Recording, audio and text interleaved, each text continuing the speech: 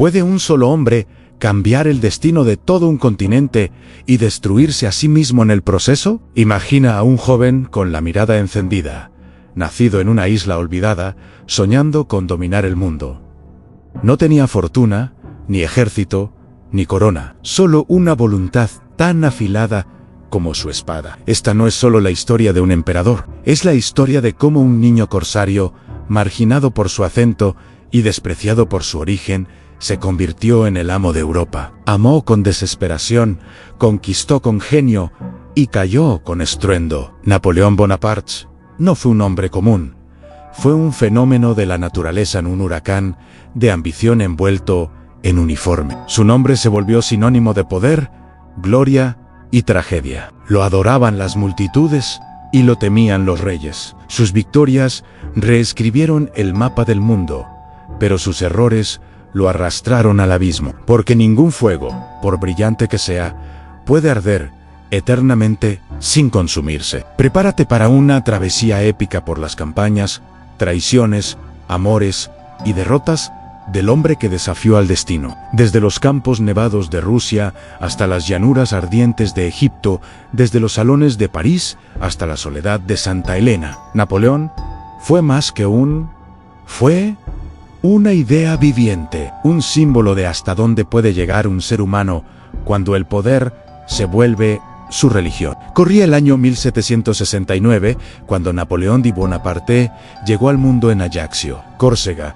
Apenas un año después de que Francia conquistara su isla natal, su familia, noble pero empobrecida, tenía raíces italianas, y aunque gozaba de títulos, carecía de dinero y de influencia. Su madre, Leticia Ramolino, era severa y orgullosa. Su padre, Carlo Bonaparte, un abogado ambicioso que soñaba con ver a su hijo ascender más allá del destino que le correspondía. Esa mezcla de orgullo, pobreza y resentimiento forjó el carácter de un niño que juró no ser dominado jamás. Desde pequeño, Napoleón fue distinto, callado, observador, con una inteligencia precoz que incomodaba a los adultos. Sus compañeros lo despreciaban por su acento corsa y su aire distante. Pero mientras otros jugaban, él devoraba libros de historia y soñaba con Alejandro Magno y Julio César. Ya entonces, entre las sombras de la escuela militar en Brienne, se gestaba un conquistador. Años más tarde,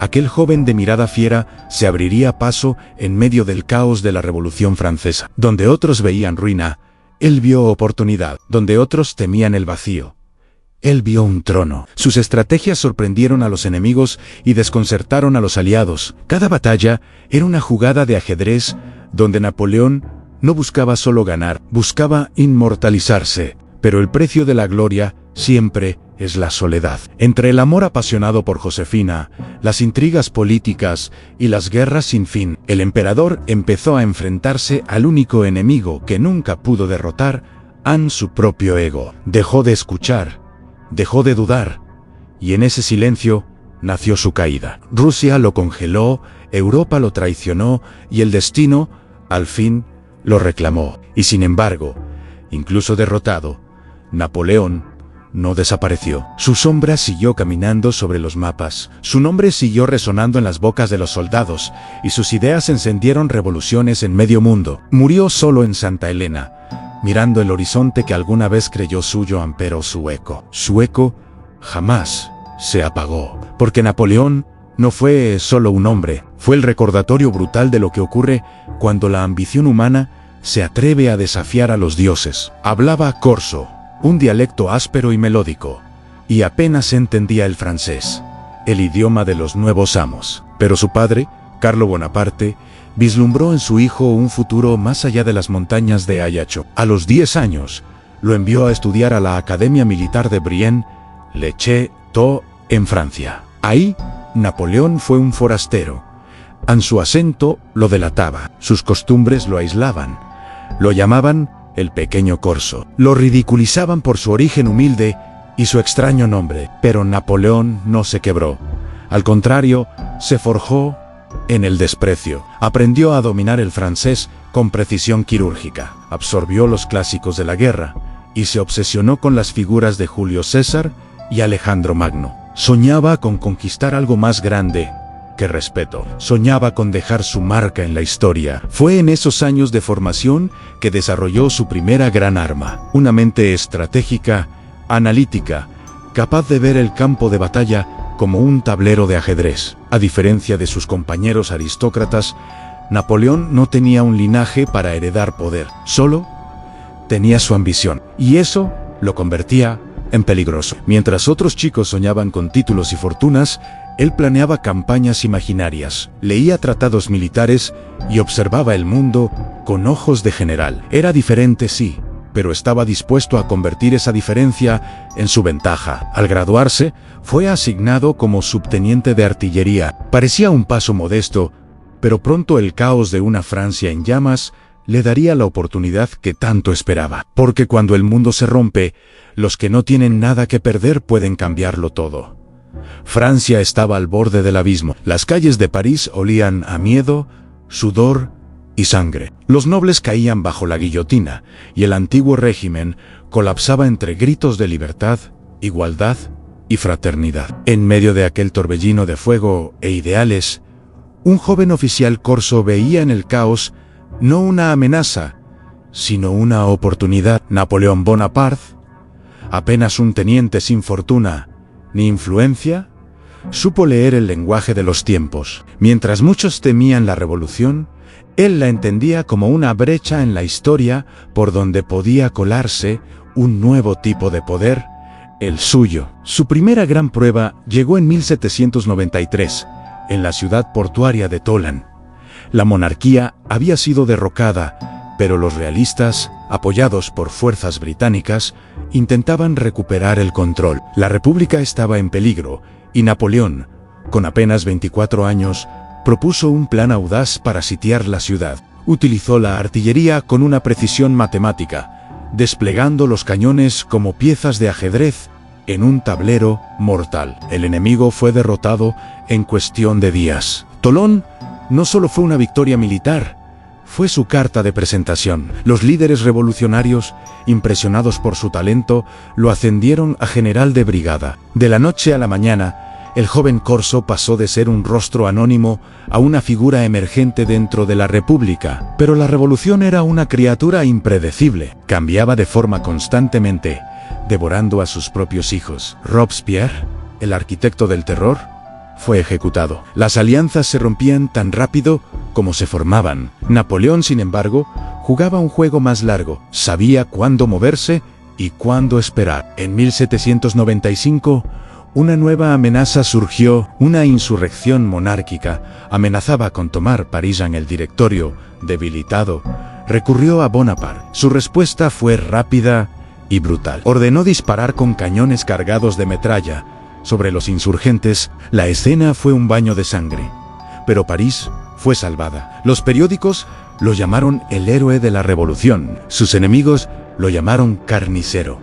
Pero a Napoleón no le importaba. Había probado el poder y ahora sabía cómo usarlo. Ese acto de violencia calculada le ganó el favor del Directorio y con ello una nueva misión: liderar el ejército francés en Italia. Un destino que cambiaría el mapa de Europa y el curso de la historia. Porque en tiempos revolucionarios, el que tiene visión no sobrevive, conquista. Cuando Napoleón conoció a Josefina de Beauharnais, no fue en un baile de cuento ni en un paseo de jardín. Fue en París. Y ella era una viuda elegante con hijos, amigos poderosos y un aire de misterio que hipnotizaba. Él, un general joven y obsesionado con el deber. Ella, una mujer curtida por la vida y las intrigas de la alta sociedad revolucionaria. Napoleón se enamoró como nunca se había entregado a nada. Fuera del campo de batalla, Josefina era refinada, segura, distante, todo lo que él no era. Le escribía cartas ardientes desde el frente,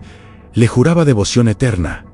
Pero Josefina no siempre respondía. Mientras él luchaba por la República, ella frecuentaba salones y mantenía romances discretos. Aún así, Napoleón se casó con ella en 1796, poco antes de partir hacia su primera gran campaña, Italia. Italia estaba en manos del Imperio Austriaco y Francia necesitaba una victoria que levantara el ánimo del pueblo. Nadie esperaba mucho del joven general corso. Su ejército estaba mal equipado, desmoralizado y mal alimentado. Pero Napoleón tenía algo que sus soldados nunca habían: una convicción abrazadora. Desde el primer enfrentamiento, su genio táctico brilló. Atacaba por lugares imposibles, sorprendía con movimientos que desafiaban la lógica. Usaba la velocidad como arma, el terreno como aliado y la moral como combustible. En semanas, las victorias comenzaron a encadenarse.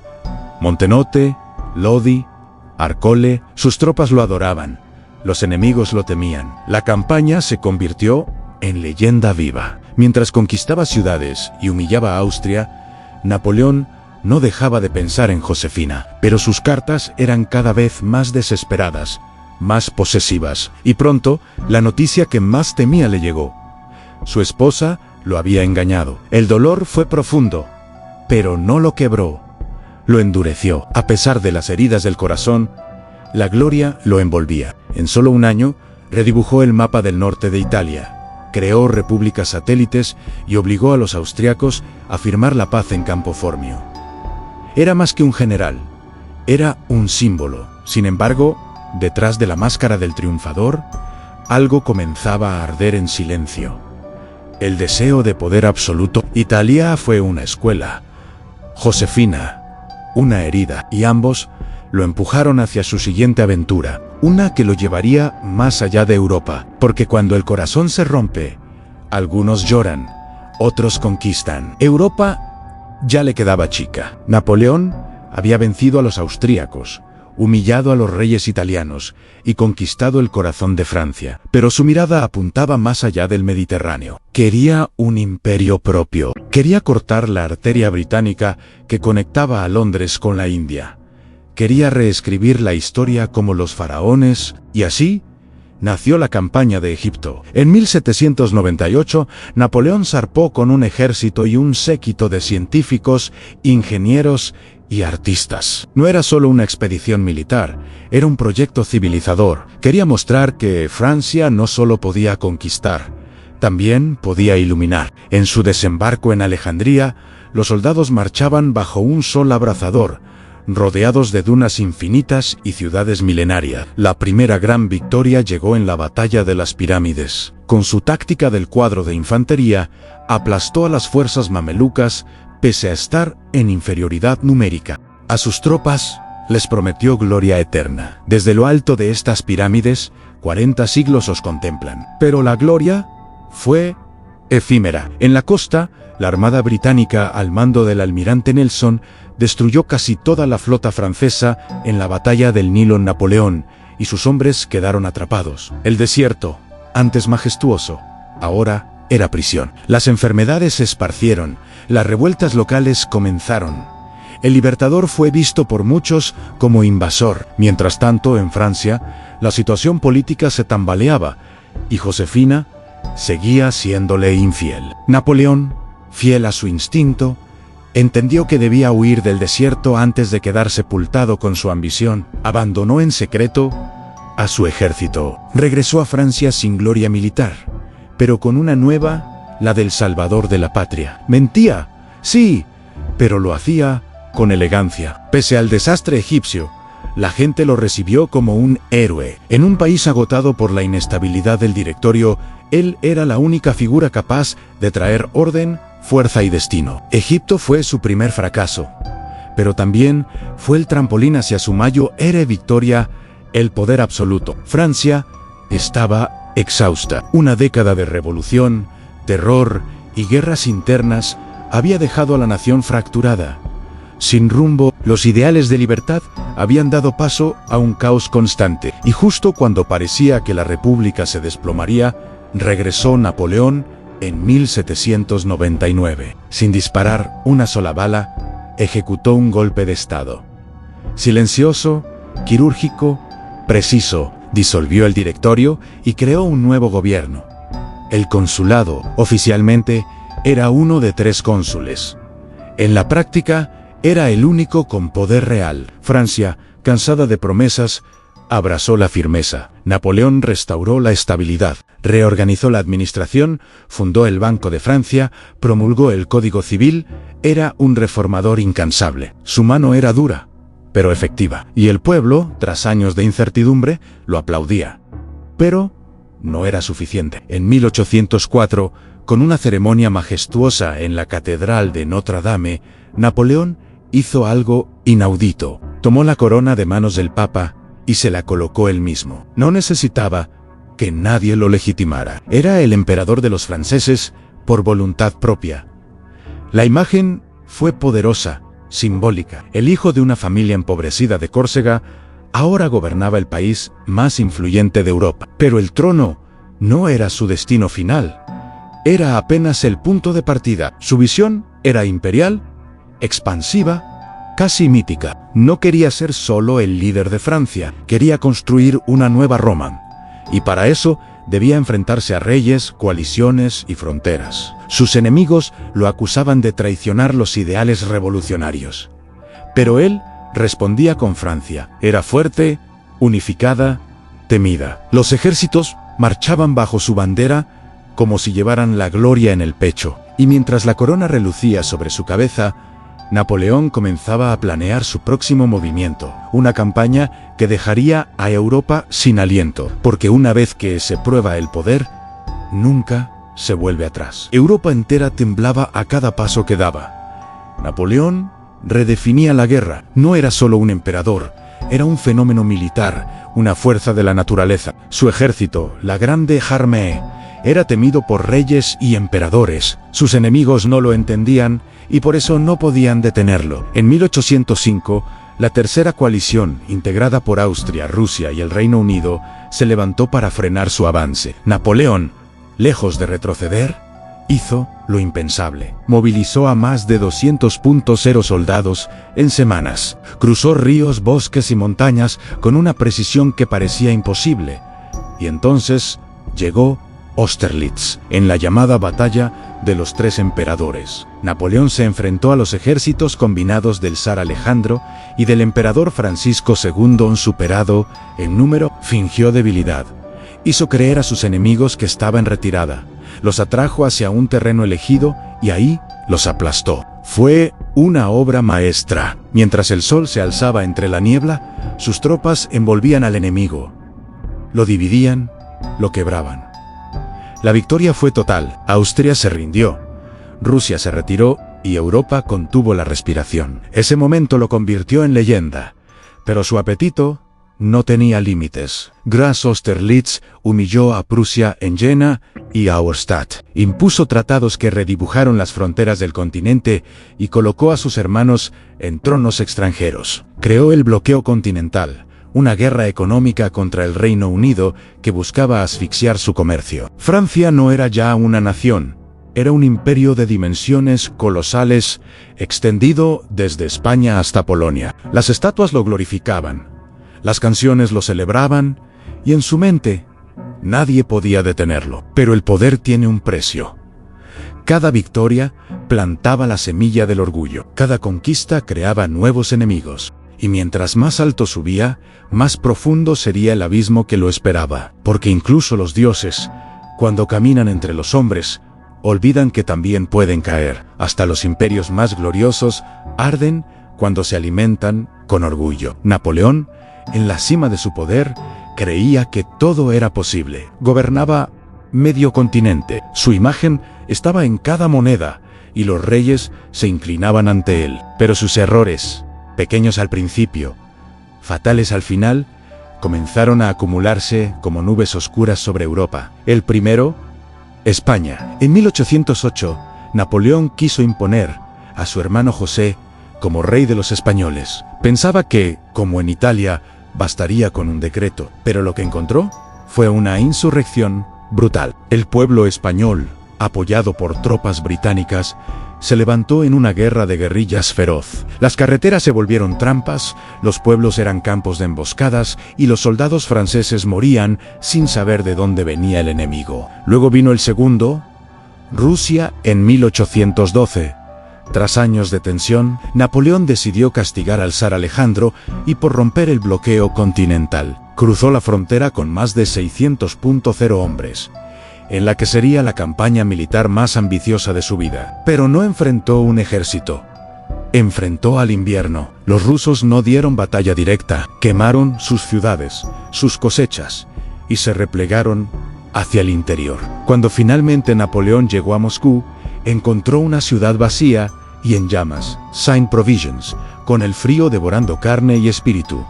La retirada fue una masacre. Solo una fracción de su ejército regresó. Y mientras su poder se desangraba en los campos helados, en Viena, una figura se movía con Clemens von Metternich, el astuto canciller del Imperio Austriaco. Fingiendo neutralidad, se ganó la confianza de Napoleón. Le ofreció tratados, alianzas y promesas de paz. Incluso le entregó a una princesa, María Luisa, como esposa. Pero era una trampa. A Metternich no buscaba paz, buscaba tiempo. Tiempo para que Europa se reagrupara. Tiempo para forjar una coalición definitiva. Tiempo para que el coloso francés se debilitara lo suficiente como para caer. En 1813, la traición se reveló. Austria, Prusia, Rusia, el Reino Unido, todos se unieron. La batalla de Leipzig, conocida como la Batalla de las Naciones, fue el principio del fin. Napoleón había cruzado límites que ni siquiera un genio puede ignorar, porque incluso el fuego más brillante eventualmente se apaga. En 1814, París cayó. El emperador fue forzado a abdicar, su imperio desmoronado, sus generales rendidos, sus aliados desaparecidos en Europa, celebró. El ogro corso, como lo llamaban ahora, fue exiliado a la pequeña isla de Elba, bajo vigilancia, pero no bajo control. Muchos pensaron que era el fin, pero Napoleón nunca aceptó el olvido. Menos de un año después, con apenas 1000 hombres, escapó de Elba y desembarcar en Francia. No necesitó ejércitos, ni armas, solo su nombre a su paso. Las tropas enviadas para arrestarlo se arrodillaban y vive el Empereur. Comenzaron los legendarios 100 días. Regresó a París como un titán resucitado. El pueblo lo aclamaba, sus enemigos temblaban, pero Europa no estaba dispuesta a repetir la historia. La séptima coalición se formó con rapidez. El tiempo se agotaba, y entonces llegó Waterloo. En junio de 1815, en las colinas de Bélgica, Napoleón enfrentó al duque de Wellington y a las fuerzas prusianas de Blücher. Fue su última apuesta, su última esperanza. Durante horas, el campo de batalla fue un infierno de humo, barro y acero. Napoleón luchó con la mente aguda de siempre, pero ya no era el mismo hombre. Sus oficiales eran menos hábiles, sus decisiones más apresuradas y la suerte que lo había abandonado. La derrota fue devastadora. Esta vez no hubo retorno. Fue exiliado nuevamente, pero no a Elba, sino a Santa Elena, una isla remota en medio del Atlántico Sur, sin poder, sin ejército, sin imperio. Ahí vivió sus últimos años, enfermo, aislado, pero escribiendo su versión de la historia.